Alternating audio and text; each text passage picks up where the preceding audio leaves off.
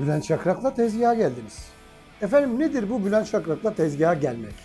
Bülent Şakrak'la tezgaha gelmek için öncelikle bir tezgaha ihtiyacımız var. Bu tezgah bizim için ilk bölümde bir kebap tezgahı. Tabii çoğunlukla bizim için bir kebap tezgahı ama bazen yere ve koşula göre değişecek olan bir tezgah. Yani bazen hayat bizi öyle bir yere götürebilir. Bu tezgah bir marangoz tezgahı da olabilir. Peki ne yapacağız biz bu tezgahta? Tezgahta birbirinden özellikli, önemli konuklarımızla bir defa muhabbet edeceğiz. Hoş bir seda bırakmak dünyaya niyetimiz. Aynı zamanda da koca yürekli insanların yaptığı çok insani, büyük hareketleri ve davranışları size küçük küçük anlatmaya çalışacağız ki onlara çok ihtiyacımız olduğunu unutmayalım diye. Tezgahın niyeti samimiyet, tezgahın niyeti muhabbet. Bekleyeceğiz. Buralardayız.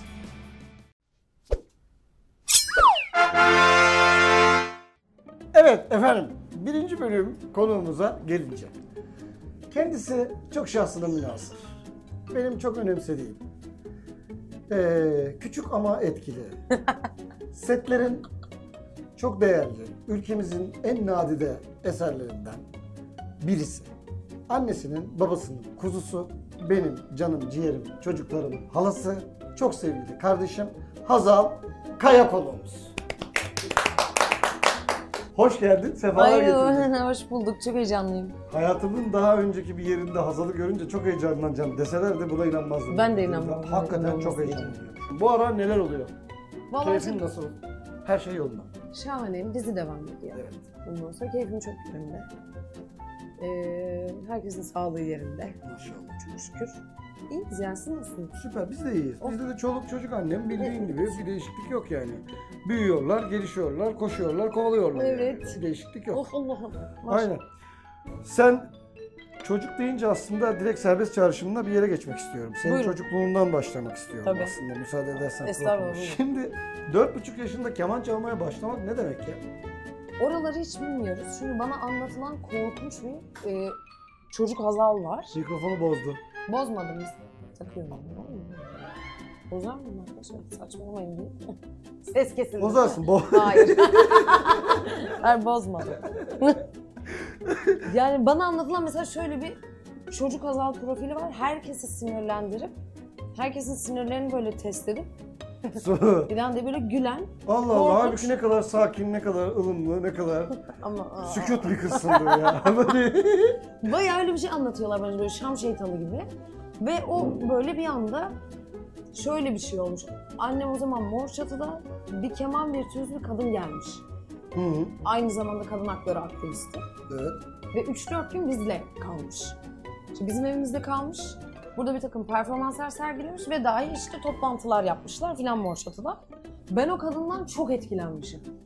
Yani o keman hikayesi o. Keman çalıyor kadın. Kadın keman Evet, çalıyor yani zaten ve çok ben salakça bir soruydu. Pardon. Tamam. dinlemiyorsun Tamam, pardon. galiba Bülent. Pardon. Daha da fena oldu. Ondan- Ne? Evet. Ve ondan çok etkilenmişim. Keman mevzu ve bana şey demiş yani elleri çok küçük keman için. Tamam. Yani parmakları çok kısa ve hani emin miyiz? Hani Peki tamam. beni şey yapmaya, benim yine boyumun kısalığına geleceksen Vallahi bak, oraya gelmeyeceğim. bir şey söyleyeceğim. Haydi. Kızım sen boyunun kısalığına geleceğim, ben gökten Sen yüzümü gelme topluyorum. çünkü. Hayır, oraya gelecek adam sen değilsin onun için. Tamam bir saniye, sohbeti pisleştirme Tamam, daha özür dilerim. 3. dakikada. Tamam, bir şey kusura daha bakma. soracağım. Çocuk- 4,5 yaşında keman çaldın. Evet. Hadi bunu anladık. Ablamızdan etkilendim falan. Yine zaten Ayşegül abla hikayesi. Tabii Bu ki her bir zaman. aslına bakarsan. Bale seninle yine. 7 yaşında da bale yapmışsın. Aynı 4,5 oda. O da mı yapmış? O da 4. Aynı. Kemanla bale kursuna mı gidiyordun? Pera Güzel Sanatlar'a gidiyordum ben. Evet. O zaman Pera Güzel Sanatlar sınavla alıyordu. Evet. Ondan sonra hepsini kazandım bir kere. Her şeyden önce onu söylemek isterim. Bale senin neyine derken kazandım onu ben. Evet. Şimdi sen aslında gerçek bir sentezsin ya. Başlı başına. Çünkü şöyle Antep'te doğ, Balat'ta büyü. Keman çal, bale yap. Ondan sonra Gazi Osman Paşa İlköğretim Okulu'nda İtalyan Lisesi'nden mezun. Ne içsin kızım yani? Biraz kafan karışmadı mı? Kültür karmaşası. Evet. Olmadı çünkü şöyle. Derin nefes değil. Oldu mu diye düşündüm o nefesi alırken. Yani şöyle bir şey oldu aslında. Benim yine annem tabii ki 5 kere okul değiştirtti bana ilkokulda. Şimdi mesela bir yere yolluyor, öğretmen yan sırama dedi ki, tam hemen yan sıramdaki çocuğa, seni kulaklarından müdürün kapısına çivilerim demiş. Ve ben bunu yapacağını, çünkü hani evde öyle bir şiddet ortamı yok asla. Yok, dolayısıyla çocuk Ve buna bunun karşı hayalini bir kurar anne yani. var ve bayağı benim sıra arkadaşımı kulaklarından kapıyı asacaklarmış deyince benim annem geliyor, okulu ters çeviriyor, beni alıyor, okul değiştiriyoruz. Ki Ayşegül abla da o okulu Ki- ters çevirir. Ters çevirir, silkeler O okul falan. mesela zaten Türkiye'deki tek ters okul şu anda. Mesela evet hala. Tepe taklak. Ve yani şimdi böyle 5 okul değiştirince ben her şeye adapte olabilirim mesela. Evet. Hani bugün beni al, ne bileyim işte bugün oyunculuk yapıyorum. Al işte Zimbabwe'de bir mutfağa koy. %100 yaparsın. %100 yürürüm %100 orada da yaparsın mesela. gerçekten. Bak İşte bu siz burada nasıl yapıyorsunuz diye hemen anlaşırım kancım. Devam. evet evet. Aynı %100 böyle bir durum var ama şeytan tüyün de var yani. Onu da söyleyeyim. Sadece onunla Allah ilgili. korusun. Havaya gir diye söylemiyorum. Biraz kendine gel. Burada bak bazı laflar ediyorum. Şımarmanın alemi yok. Şimdi ama seyircilere de bunu izleyenlere şunu açıklamak lazım yani. Bülent benim öz abim. Eyvallah. Aynen hani öyle. Aynen öyle. Öz Annem kardeş. doğurmadı ama annem de doğurmuş kadar Aynen sever. öyle, evet. Şimdi Meral annem, Allah. Bülent'in annesi. Hani gerçekten ben o doğurmuş olabilir beni. O Senden yüzden çok işte- ben benziyorum ona mesela. Huyumuz kurusun ki Meral anneme en çok ben benziyorum. Evet aslında sizin işte renginiz biraz koyu ya. Benim mesela Ali, oğlan da öyle. Okan Ali de öyle. Okan Bana Ali, benzedi çocuk. sanırım. Sarışın mavi şeyleri, açık tenli falan oldu ya. Mavi Senin- gözlü diyordum. Ne benim mavi renk kompleksim var. Yani. Ben gözüm mavi olsun isterdim. O kadar yakışmazdı ki sana mavi göz. Yani şu an böyle bir baktım düşündüm de. Yani az olacak iş mi, gözünü seveyim senin Mavi yani. göz olmaz hakikaten. Yok.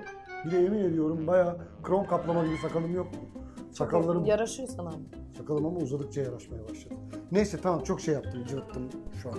Hayır hayır, şimdi ama bunun bir anlaşılması lazım durum. Mesela işte Okan Ali bana benziyor aslında sen. Benziyor evet. Rengi. Hakikaten öyle ya. Benziyor. Aramızda aşk Çocuk var. aslında burnu bana acayip benziyor da işte. Şey diyor ya Erkan'da, Ceyda kaplanmış Bülent gibi. Orası mesela ben bir gülüyor mesela Ceyda oluyor. Ondan sonra böyle gülmüyor, suratına asıyor, bir şey düşünüyor falan, böyle Bülent. Ama kırgınlıklarım da var bununla ilgili biliyorsun. Neyse. Bana ne dediğini de buradan açık edeyim mi? Açık et. Evet. Hiç ben çekinecek değilim. Çünkü bana dedi ki, bu çocuk dedi sana çok benziyor ama nasıl oluyor da bu kadar yakışıklı mümkün değil çünkü dedi. Dedim. Herkes sessiz. Niye? Çünkü haklıyım. Doğru söylediğim için. Şey de dedim, onu da söyleyebilirsin. Türkiye güzeliyle evleniyorsun, senin neyine dedim. Evet, Dedim. evet, Ceyda'ya sordum, Ceyda dedim emin misin? Benim öz abim ama. evet. Ben dedim yani ben Zaten sana böyle bir herkes şey- içine- annem dahil düşünsün. ben damatmışım gibi davranıyor hikayede. Onu anlamış değilim yani. Ben de anlamıştım. Tamam ya. programı kendi programına çevirme. Şimdi o zaman dönelim tekrar sana. Bana dönelim. Şimdi şöyle bir durum var. Mesela aslında bakarsan doğma büyüme sanatçısın. Yani doğma büyüme İstanbulluyum derler ya mesela. Sen doğma büyüme sanatçısın. Sanata hep bir yerden değmişsin yani. Dolayısıyla da şu anda da sektörde acayip bir durumun var. Yeteneklerinle ilgili hiçbir şey sürpriz değil. Çünkü öyle şeylere hakikaten inanmıyorum. Nasıl gidiyor? Oyunculuk meselesi nasıl gidiyor? Çünkü bununla ilgili çok ekstrem, enteresan şeyler de yapıyorsun. Dünyanın bir ucunda. Onları söylemek de benim haddim değil, sen anlatıyorsun. Hayır, teşekkür ederim. Ben aslında bir dönem alaylı olmanın sıkıntısını çok çektim. Yani tabii ki bir hani sette 4 sene okul okumuşlardan daha çok teknik bilgin oluyor. Pek çok manada sette. Katılıyorum. Bir de hani onlar sahne biliyorlar, alanlar farklı alanlar, oyunculuk disiplinleri farklı disiplinler vesaire. Parantez içinde söyleyeyim hemen. Ben de böyle bir şeye inanan biri de değilim. Çünkü yani sahne bilmek de Genco Arkal da alaylı biliyorsun. Dolayısıyla çok içgüdüsel bir iş bu. Ben öyle düşünüyorum, özür dilerim. Bize tabii biraz onun baskısı oldu. Ben üstümde öyle bir baskı hissettim ben şahsen bir dönem. Hani alaylıyım ve çok şey öğrenmem, hani açığı kapatmam lazım. 4 sene okuyanlar var. Hani onların bildiği kadar şey öğrenmem lazım. Bir ara mesela çok yüksekti bende. İşte sahneye de ben çıkamam sahneye. Benim zaten hani sahne fobim var, sosyal fobim. Aman diyeyim hani ben ne yaparım? Sosyal fobim mi var? Sosyal fobi yok. Olay mı Korkuyorum. ediyor? İnsanlardan korkabiliyorum bazen. Hani, Tamam. ay, Ya hani, bunları başka yerde söyle çünkü o yüzden. hayır Çünkü bana mı orada- bakıyorlar mesela, şimdi sahneye çıkıyorsun ödül vermeni. Benim her yerim titriyor sahneye çıkıp ödül vereceğim zaman falan. Ya da işte sahnede bir şey diyeceksen. Hasan bütün her Vallahi yerin titrese ne kadar titrer zaten anladın mı yani hacim şimdi olarak bak, şimdi. şimdi- Abuk sabuk. Tamam pardon evet özür Şimdi dilerim. bak mevzuyu kavgaya getiriyorsun. Yok, Kavga vallahi edince de getiriyor. ama senin şovun değil diyorsun. Tamam falan. özür dilerim. Anladın mı? Özür Böyle dilerim. Tamam. Özür diliyorum. Yani- Hala konuşuyorsun. Özür Tamam, diliyorum. özür dilerim. Evet. Ben de özür dilerim şu an. Evet. Ama mesela işte 2010'da ben alan keşfine Los Angeles'a gittim. Ne oluyor burada? İşte neler oluyor? İşte çok fazla oyunculuk okulu var. Hangisine gitmek lazım? İşte bir Türk arkadaşlarımız orada bir işte Optimum Lieutenant diye bir Hollywood ortaklığı ilk işte Türk Hollywood ortaklığı filmi çektiler. Onun için gittiğimde böyle birileriyle tanışma fırsatım oldu vesaire. Son olarak ama tabii ki burada yani menajerim Engin Erkan'ın inanılmaz bir başarısı var tabii ki. İşte Çağatay'la ben United Talent Agency ile çalışıyoruz artık. Harikasınız ya. Oyuncu olarak. Vallahi billahi. Ondan sonra zaten hani gerçekten böyle hayatımda ilk defa yaşadım o hissi. Anlaştık. İşte bir ajansı gezdirdiler bana. Çıktık ve bu arada hani içeride bir şeyler konuşuldu vesaire. Ben ilk defa heyecandan ne yapacağımı şaşırdım. Ne güzel. Gurur duyuyoruz. Vallahi gurur duyuyoruz. Çağatay'dan da senden de uzayan kol bizden olsun. Popülariteyle ilgili ne düşünüyorsun? Popüler olmakla ilgili ne düşünüyorsun? Yani benim mesela benim en büyük şansım ve şanssızlığım Aşk-ı Memnu o manada. Çok küçük yaşta ben o popülarite denen şeyi öğrendim, ne olduğunu. Ve gerçekten ben mesela Aşk-ı Memnu'nun final günü geç kalmıştım. Elbisemde bir sıkıntı çıkmıştı. O elbise saç baş son yarım saatte oldu ve çok zor yetiştim ve şeyi fark ettim. Trafikte gidemeyeceğiz ya, ağlamak üzereyken trafik yoktu mesela.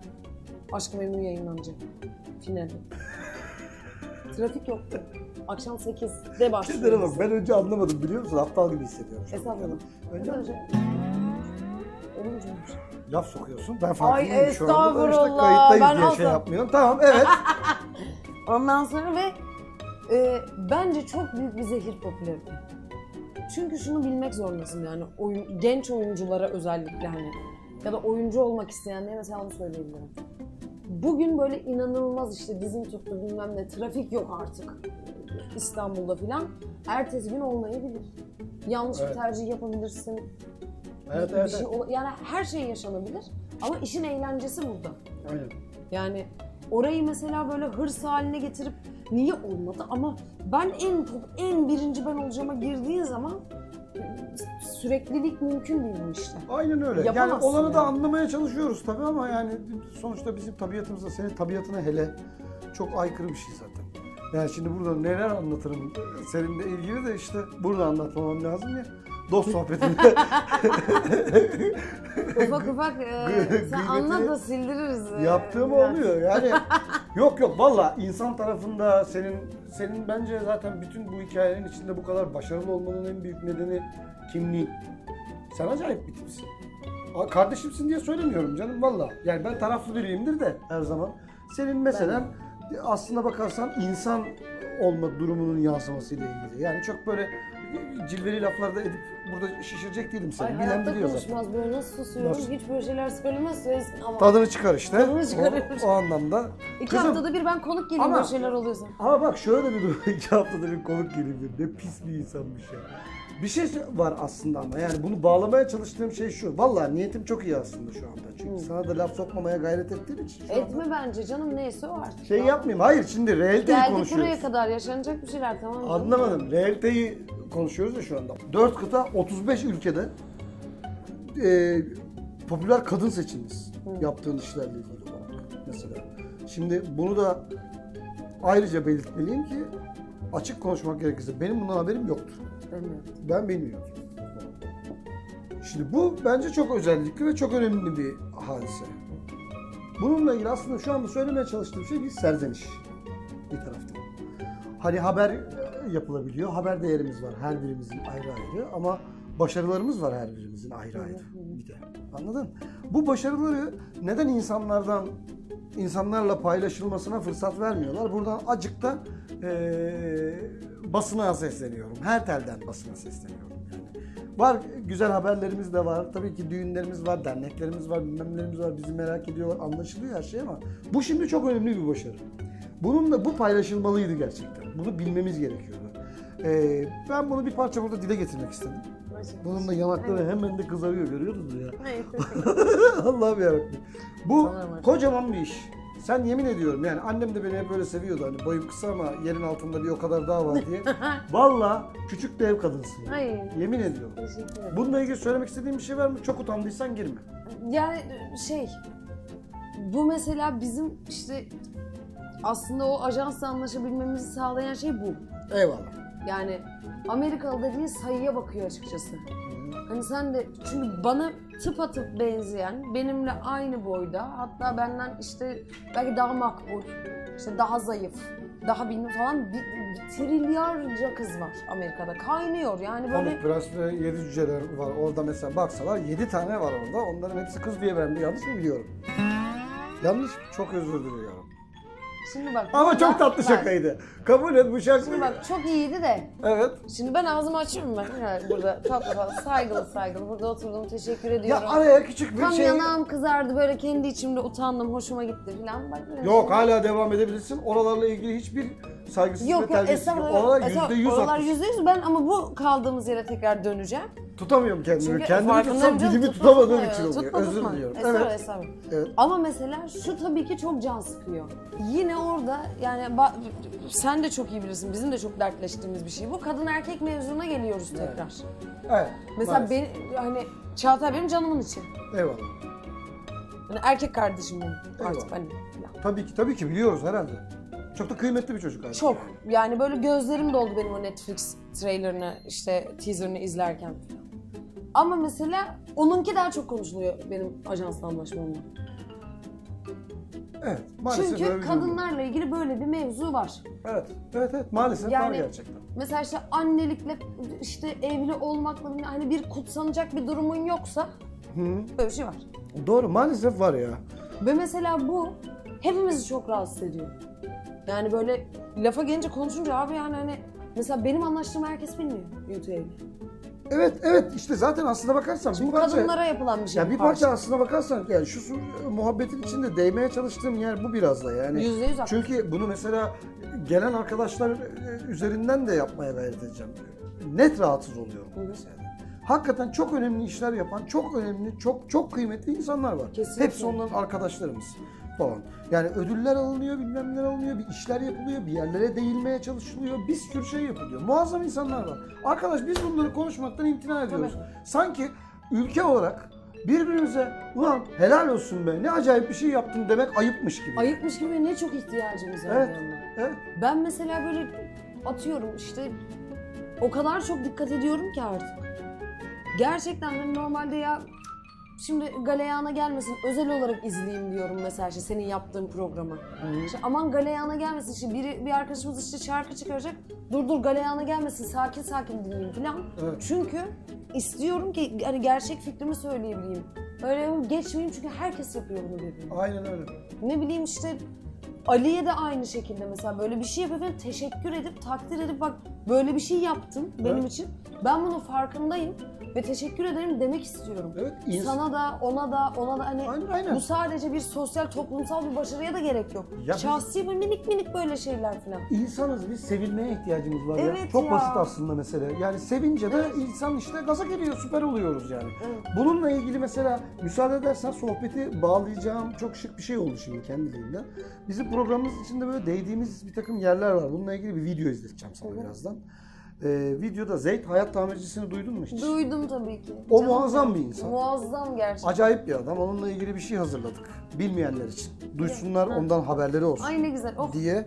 İşte yürüme problemi olan hayvanlara, bir takım çocuklara falan yani engeli olan insanlara kendi imkanlarıyla protezler yapıp onları hayata geçiren acayip değerli biri. Müsaade edersen bir dakika kadar ona Ay bir tabii, zaman ay ne ayıracağız. olur. Sonra devam edeceğiz. Ay evet. Ne kadar tamirci tanıyorsunuz? Söz gelimi bir ayakkabı tamircisi. Ayakkabıların ömrünü uzatan biri. Bir saat tamircisi ya da bir radyo tamircisi. En sevdiğiniz şarkıları bir ihtimalde olsa tekrar duymanızı sağlayan biri. Eminim hepiniz birçok tamirci tanımışsınızdır. Peki ya hiç hayat tamircisi tanıdınız mı? Kırılan, bozulan, aksayan hayatları onaran, onlara dokunan bir tamirci. Size Hasan Kızıl'ı anlatayım. O tam anlamıyla bir hayat tamircisi. Bakıma muhtaç hayatlarla ilgileniyor. Organlarından bazıları işlevini yerine getiremeyen canlıların hayatlarına dokunuyor. Üstelik bunu yaparken üstün teknolojik aletler kullanmıyor. Oyuncak tekerlekler, basit mekanizmalar yeterince işini görüyor. Zamanında bir çocuğun hayatına dokunmuş bir bisiklet, Hasan'ın ellerinde tekrar hayat buluyor. Ayakları olmayan bir kuzunun, yürüyemeyen bir köpeğin ya da sakat kalmış bir tavşanın yeniden umudu oluyor. Hasan'ın hayallerinin sınırı da yok elbet. Özel çocuklara protezler yapıyor. Hayatı tamir ederken çok ince düşünmeli bir hayat tamircisi. Hasan da öyle yapıyor. Protezlere süper kahraman detayları koyuyor. Nihayetinde bütün çocuklar kahramandır. Ama özel çocuklar süper kahramandır diye düşünüyor. Hayatı sevmek yetmez. Ona değer kattığınızda hayatı anlamlı kılmış olursunuz. Hasan Kızıl gibi 300'den fazla canlının hayatına dokunduğunuzda onun değerini anlarsınız. Ben çocukları ve hayvanları birbirine çok benzetiyorum. Çünkü her ikisi de bu dünyanın en zararsız canlıları. Onlar için ne yaparsam yapayım benim için azdır diyor Hasan Kızıl. Hayat tamirciliğinin bir okulu yok. Eğitimi ve stajı da yok. Eğer hayatı seviyorsanız ve onun için bir şeyler yapabiliyorsanız hayatı tamir edebiliyorsunuz demektir. Eyvallah. Meselesi bu arkadaşımız. Biliyorsunuz zaten. Bence koskoca yüreği olan acayip insanlar var bu dünyada. Kesinlikle. Onlara zaman ayırmamız lazım. Aynen. Sosyal medya bence doğru kullanıldığında harika bir yer ve mecra.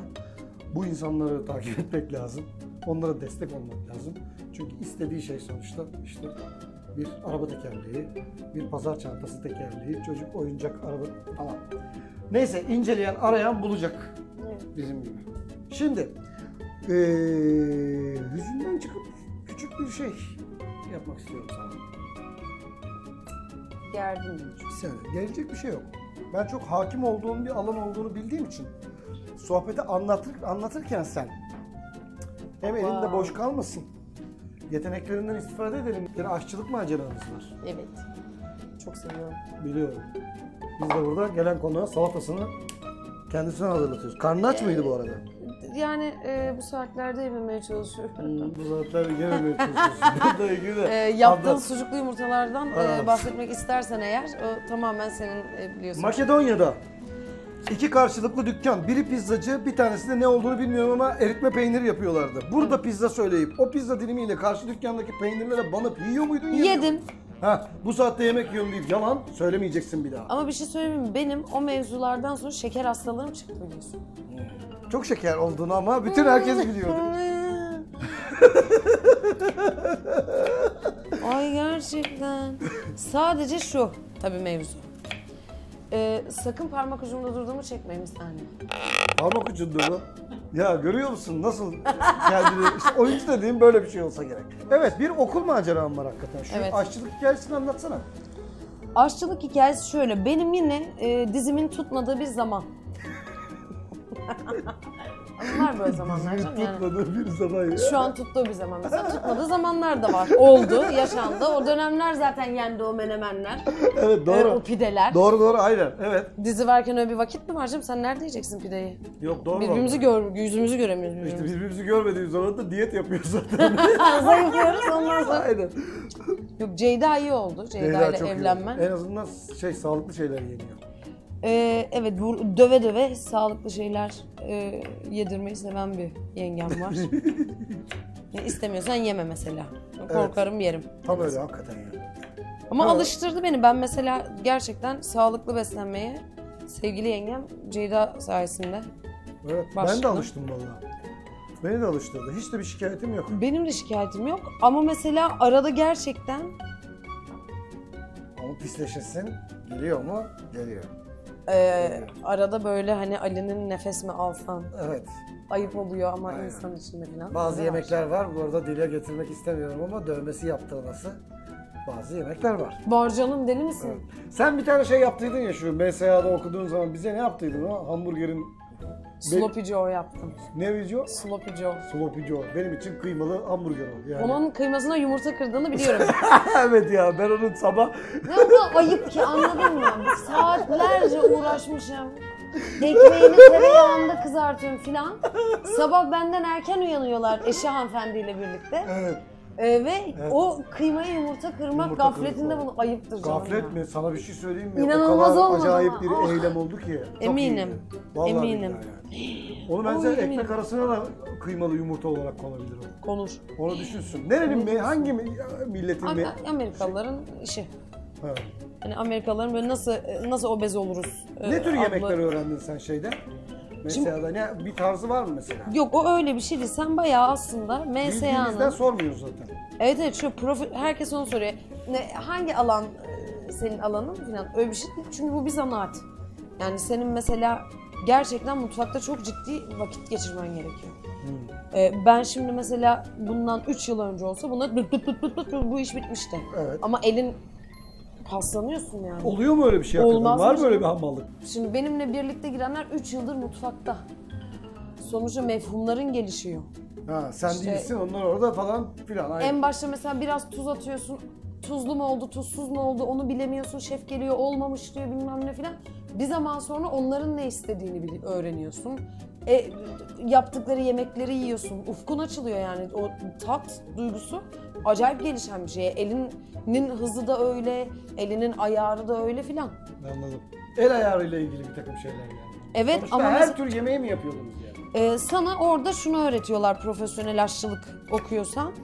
Bir komi olarak zaten giriyorsun mutfaklara. İşte günde 30 kilo soğan doğruyorsun. Ama bize de geldin bak, ben de sana soğan doğrultuyorum farkındaysan. Zaten Bora Şef'imin kulakları çınlasın derken Bora Şef bunu izleyecektir. Ben bunu Bora Şef'e yollayacağım çünkü. Yolla. Bir hazırlık vardı.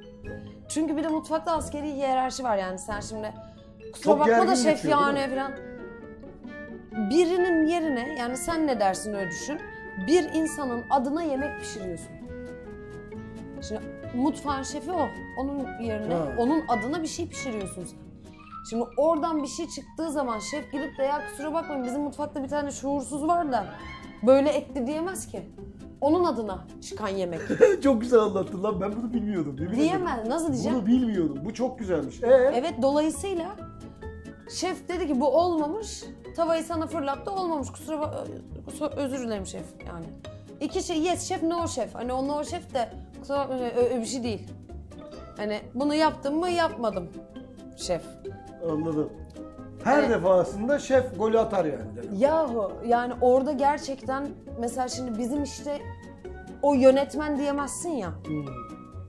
Oyuncu da diyemezsin. Bizde ciddi bir ekip işi var. Evet. Mutfakta da öyle ama o ekip işi birisinin adına. Doğru. Mesela atıyorum bizim hikaye Fatih Aksoy'un işi. Battı mı onun işi batıyor şimdi. Tamam senin adın bilmem ne oluyor filan falan ama şimdi Fatih Bey'e oluyor Ulan ne çok oluyorsa. güzel anlattın. Aferin kız. Yemin ediyorum ya. Çok teşekkürler. Maşallah. O zaman bir şey söyleyeceğim. Bora şefimize de buradan... Ay şimdi Bora Şef'i soğan doğrayınca Bora Şef'im aklıma ya biz bir hazırlık yaptık. Antep'te önce 150 denen sonra 250 olan en son şefin gelip 310 kişi var daha çok bölün dediği bir yemek yapılacaktı Antep'te Bulgur Festivali'nde. Biz oraya Antep bir de benim memleket ya. Evet.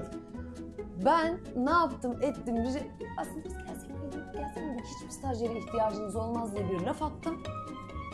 Onlar daha gelsinler tabii olunca 2 stajyer kaşındın aslında. kendim kaşındım. Ama kaşınmasam da o hazırlığı biz yapacağız. Şefler mi yapacak hazırlığı? Şimdi o 30 kilo soğanla onu pişirecek edecek şef orada. Kendi mi doğrasın şef? Koca şef. 30 kilo soğan mı doğrasın canım yani? Neyse. En son şeyi hatırlıyorum bak. Böyle Yemin ediyorum bu. boyunu hatırlamadığım bir kutuyla hani box'la böyle önce pancar geldi. Dediler ki onu soyup haşlayacaksın. Kim? Ben. Tek başıma mı? Filan. Yani böyle kaşı kalkıyor zaten. Öyle bir soru soramazsın yani tabii ki tek başına filan. Neyse. Onu bana yaptırdı. Ben böyle pembe oldum. Böyle benek benek pembeler var suratımda. Onu yıkamamışım bile. Böyle ölü gibi eve gittim. Ali böyle şey dedi. Kızamık değil. Bu ne? Pembe. Hani aşkım ne oldu dedi yani adam. En son şeyi hatırlıyorum işte. Bir yandan da seni sınıyor çünkü yarın şimdi mutfağa girdiğin zaman başka bir yerde atıyorum ben dedim ki bıraktım mı mutfağa gireceğim. Sana bunu yaptıracaklar. Senin gerçekten çeneni kapayıp o işi yapıyor olman lazım. Adam onun peşinde neyse. pancarları hallettik. Bu arada benim bir fotoğraflarım var. Kazanlarda pişiriyoruz. Ben parmak ucundayım ve şöyle hareketler yapıyorum. Büyük büyük her şey falan. Neyse en son Kazana düşsen görmezler lan seni. görmeyecekleri Aslında- bir kazan gördüm. Onunla fotoğrafım var. İstersen bu program için o fotoğrafı paylaşırım. Lütfen. Tamam. Gerçekten istiyorum. Öyle bir Çok fotoğraf istiyorum. var, tamam. Çok istiyorum. Tamam. En çok o fotoğrafı istiyorum. Anlaştık. Bak yemin ederim. Tamam. Bir yeşil risottoyla öyle bir fotoğraf var. Fakat şu oldu. Yeşil En son- risotto. Evet. Tamam. En son benim başım döndü çünkü onu yaptırdı. İşte kilolarca soğan doğrandı. Doğrandı değil, ben doğruyorum yani. O oldu. Sarımsaklar geldi. Diyorum ki Allah'ım sarımsakları da herhalde bana vermez. Sınanacağım kadar sınandım çünkü. Sesim çıkmıyor işte demek ki. Gözümün içine bakmadan Bora Şef'e şef buna kim doğrayacak dedim. Çünkü sarımsaklar geldi. Şef buna kim doğrayacak dedim. Yani herhalde sen doğrayacaksın. Azalcığım bilmiyorum ki herkesin işi var dedi. Sorana patlar ki zaten böyle işler genelde. Bak orada gerçekten başım döndü. Bak. Yani ben bunu galiba hani ağlayarak şey diyecektim. Ben bunu yapacağım şey. Ben bunu yapamayacağım çok yorulum falan diyecektim böyle. Dedim ki Azal sus. Devam et. Şişe kebap takmayı biliyor musun? Buyur. Artistlik yapma. Biliyor musun, bilmiyor musun? Hiç denemedim. Elime aldığım gibi yapacağımı adım gibi eminim. Gel yanıma. Gel.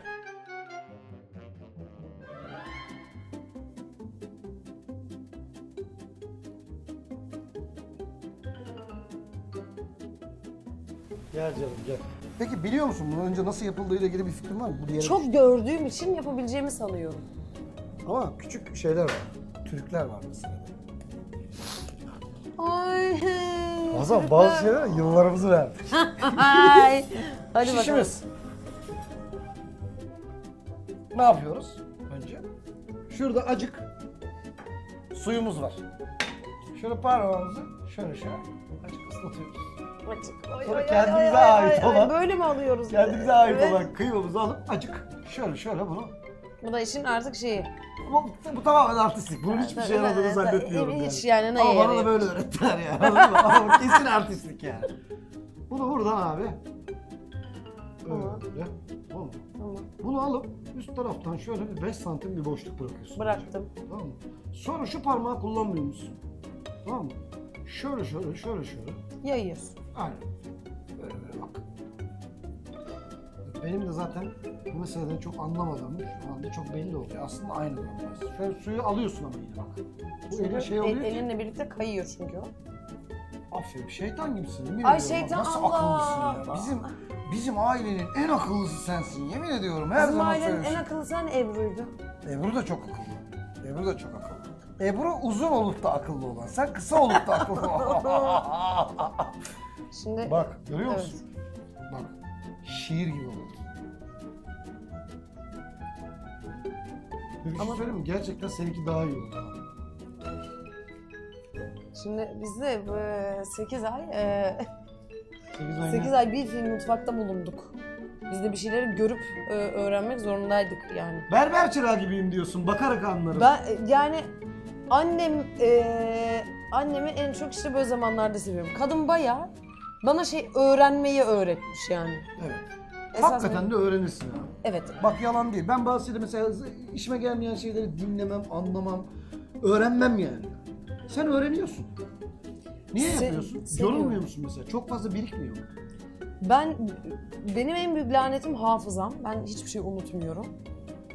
Ondan sonra ama mesela öğrendiklerimi de unutmamak iyi geliyor.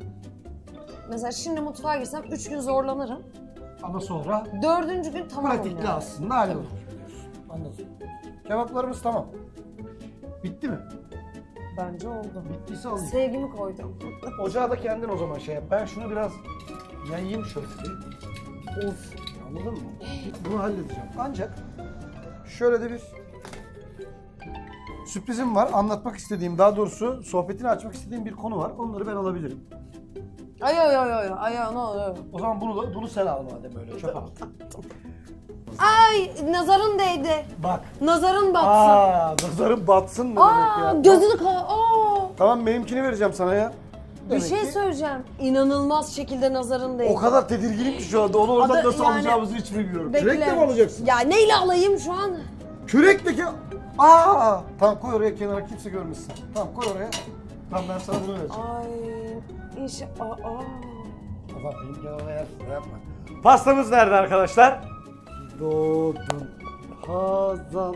Ay. İyi ki doğdun. Şöyle yapayım bak, şuraya kadar deviriyorum. Hazal. Dur ben şey yapacağım. İyi ki doğdun. İyi ki doğdun. İyi ki doğdun Hazal. Ay teşekkür ederim. Bu sene çok bereketli geçti doğum günüm. Her gün doğum günü kutladım. O kadar. Maşallah. Sen Güzel, dünyanın 28 en iyi kızısın. Sen dünyanın Ya, en iyi sen- kardeşisin. sen de Sen dünyanın en iyi arkadaşısın. Sen de öylesin. Sen harika birisin. Yemin Ay, ediyorum. sen de öylesin. Sen 3 Ölürüm. dakika daha bekleseymişsin sırf kalp doğacakmışsın. Ay ölürüm. Kefilim bu dünyada da ahirette de. Ay Yemin canım. ediyorum. Seni çok seviyorum. Kurban oldum. İyi Ben ki seni doğdun. çok seviyorum. Ay. Beni acayip mutlu ettin. İyi ki geldin ya. Boylarımız kısa olmasa sarılırdık mesela şimdi. Ay kim Uzun olsa sarılacakmış sarıl. burada gelsin uzunluğuna Sonra şey sarılacakmış yaparız. yukarıdan. 2 tane uzun sarılabiliyor. Şurada en azından bir yanak yana öpüşürler. Sadece bir şey gösterebilir miyim? Hastaya değil. İşte herkes bilmez buna hazallık yapmak Şimdi doğum denir. günü pastası, bir şey söyleyeceğim. Doğum günü pastasına uzanıp değdiğin için kazandaki doğum lekesi oluyor mu olmuyor mu? Bence çok iyi şaka. Bir şey söyleyeceğim. Çok iyi şakaydı ya. Gerçekten korkunç bir şakaydı ama buna hazallık yapmak denir. Hani mesela Bülent böyle bir şey yapsaydı o hazallık yaptı Hazırlık derdik. yapılıyordu gerçekten. Kesinlikle şunu yaparsın ya. Yemin ederim. Bunu ben yapıyorum üstüme de döküyorum Büyük geçmiş yerken. olsun. Biz Rica ederim prodüksiyon ben. olarak sana kazak falan tabii ki almayacağız. Almayın Yani onu yıkanınca kendi çıkar. imkanlarınla halledeceksin. O bizim çok umurumuzda değil. Yani pastayı değdirdin falan. Zaten pastayı da mumu damlatmadan şey yapaydın. Butafor çünkü o. Gerçek pasta değil. Yeme yani. Gerçek pasta değil de bu niye böyle oldu? Biliyorsunuz beni. Canımsın, ciğerimsin. İyi ki geldin. Ay iyi ki Beni geldin acayip ama. mutlu ettin. Çok motive ettin. Daha konuşmayacak mıyız? Bitiyor mu? Konuşacağız. Bizim seninle daha ömürlük konuşacağız. Bitmez meselemiz. Ben sadece zamanla ilgili olarak biraz şeyimiz var. YouTube buna hazır değil. Sana öyle söyleyeyim. Onu sana söyleyeyim. Sadece senin için kabul edersen, şurada da benim çünkü et tuttu ya, onu da yakmayayım orada şey diye şey yapıyorum. Oldu benim cevap hala şey yapıyor. Gözündeydi benim. Sana Öyle söyleyeceğim. bir Ne şey oldu. gözümdeydi, yapamadın. İnanılmaz şekilde nazar değdirdin. Seninki çok güzel oldu demenle kebabın dağılması bir oldu. Ben hata yapmış olabilirim. Ama senin gözün değdi. İnanılmaz şekilde nazar değdirmeyi bana açıkla hemen. Hemen şu anda açıkla. Aniden mesela şimdi bakarsın kem gözüne 3 saat sonra bir şey olur. Şimdi baktın anında hani inanılmaz şekilde dediğim bu sürati yani hızı. Ben neymişim dediğim dakikalardayız şu Ben de anda. onu yaşadım. Vay anasını. Abim Benim de kebabımı senelerdir vereceğim ya. dedi. Hiçbir şey yok ya bunun. Hiç Gerçekten. küçücük de olsa bir şey yok mu? Çok acayip ya. Neyse. Bu arada seni çok seviyorum. Ben de sizi Burada işte kalp doğuracak mısın? Onların hepsi senin için esas geçerli. canımsın. İnşallah böyle şimdi ilk programa böyle gerçekten Allah'ım dedim inşallah hayırlı uğurlu olur. Böyle %100. birlikte başlıyoruz %100. çünkü. İnşallah çok Desteğin güzel her olsun zaman hocam. her zaman desteğin arkadaşlığın arkadaşlığın tartışılmaz. Ölürüz. Biz bir Buradadır aileyiz. zaten. Aynen öyle. Bir tanesi. Hı, Senin için küçük bir şey yaptık. Acık haddimizi aşarak, seni de biraz tanıdığımız için aslında gelen bütün konuklarımıza buna benzer şeyler yapmaya gayret edeceğiz. Ama senin için çok anlamlı olduğunu biliyorum çünkü sen bu tür şeylerden çok konuşmaktan hoşlanmasan da bu tür şeylerden çok fazla bu tür şeylerin içinde olduğunu biliyorum. O yüzden senin adına biz bir küçük yardımda bulunduk. Kaçı var? Ay. Senin adına küçük bir yardım yaptık. Bu da belgesi. Ay çok şahanesiniz. Eksik olma. Ay ne güzel ya. Ay çok şahanesiniz valla. Böyle de bir durum. Çok Ay çok mutluyum. duygulandım valla. İşte. Çok mutluyum. Pasta yapma yalnız. Onda pasta yapma. Mevzu bu içindeki. Ben bu içindekini koruduğum sürece istersen bunu banlarım Evet. böyle. Tabii, Ama tabii. banmıyorum. Tabii. Zaten Çünkü- ne söylesem ya evet haklısın demeyeceğin için şey yapayım. Sana burada imtina edip ağzınla yeme demeye Ben sana çalışıyorum. bir kere haklısın diyorum ama 10 gün sonra. Evet. Öyle Hani oluyor. bugün demiyorum da 10 gün sonra. Gerçekten öyle oluyor. Gerçekten oluyor. Kabul İyi ki ediyorum. geldin lan. Çok seviyorum İyi seni. ki varsın. İnşallah Evet. hayırlı uğurlu olsun. İnşallah. Çok uğurlu geleceksin. İnşallah. Pastandan da yeriz. Herkese Ay yeriz dağıtırız. valla, evet. Ayrıca senin doğum günün bizimle ilk programımızın pastası oldu. Dört Ya dörtlük. evet. Meseleye bak. Oh valla. Yaşasın. Eyvallah. Ayağına sağlık. Kurban olurum. Her hafta geleyim sen iste. Abone olun bize. Abone olmayı unutmayın. Tezgaha geleceksiniz. Mutlaka herkes bir gün tezgaha gelecek.